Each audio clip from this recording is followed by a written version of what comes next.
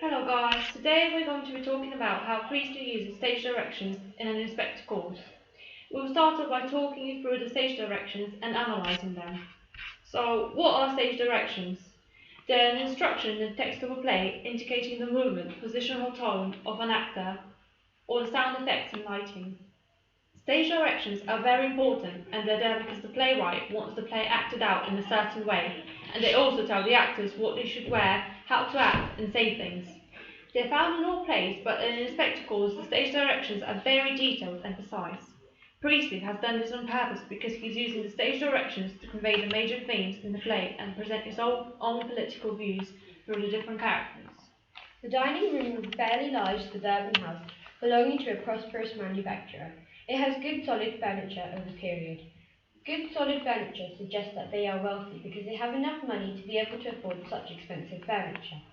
Solid also creates an image inside the reader's mind of how big the rest of the house is, and it tells us that they take pride in how their house looks. Solid also suggests a solid personality, which is reliable and trustworthy. But throughout the play they do not seem to be reliable people because they do not take responsibility for the death of the young woman. Also, towards the middle of our stage directions, Priestley tells us that the house is not cosy and homelike. This tells us that the Burlings did not bother to make their house homelike, and they have a trophy status to show off and impress others. Towards the end of the stage directions, Priestley tells us that the lighting should be pink and intimate until the inspector arrives, and then it should be brighter and harder. This suggests that pink suggests that it's a celebration because Sheila is being engaged, and pink is feminine colour, so it tells us that the play might be about women. It's intimate because Sheila is in an intimate relationship. When lighting becomes brighter and harder as the inspector arrives, it tells us that the atmosphere is hospital-like, and when the inspector arrives, it feels like the start of an interrogation.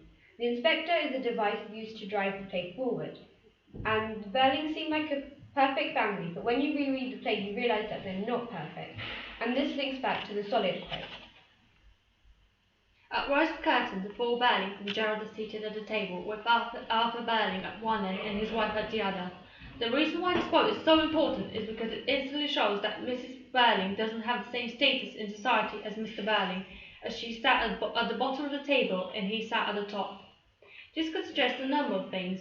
Firstly, that their marriage isn't very strong and that they're not in love with each other, as they sat as far apart as possible. So the physical distance between them is a metaphor symbolizing the emotional distance between them. This message is repeated towards the beginning of the play, when Mrs. Burling tells Sheila not to question Gerald and that all women get used to their husbands having affairs with other women with time. So she could be talking about herself, or as well as other women in general. Another thing that the positioning of the table itself could suggest is that it can be seen as a one-way street because both ends are blocked. So it implies that all of the Burlings have secrets to hide, and if they keep them hidden, no one will ever know. So the fact that the older generation is sat at both ends of the table could suggest that they're focusing on moving on by carrying on in the same direction, which could be symbolising their capitalistic views, as if they can't accept the changes in society that are starting to happen or accept any responsibility for Eva's death.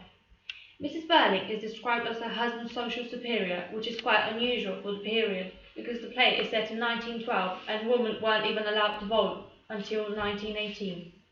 This is partly a dramatic irony because the stage direction itself suggests that society is changing, whereas the readers in the audience knows that society has already started to evolve. Eric isn't quite at ease, and is half shy and half assertive, which means that he isn't contented and quite direct when he's expressing himself and his opinion. But he doesn't feel comfortable around his family or in his own house, which clearly shows that he believes money can't buy happiness. And we also see clues about this idea throughout the play. It says that at the moment they have had all a good dinner, and Priestley is intentionally telling us that right now they're having a good time because he's trying to imply that something bad is about to happen, which we later on find out about.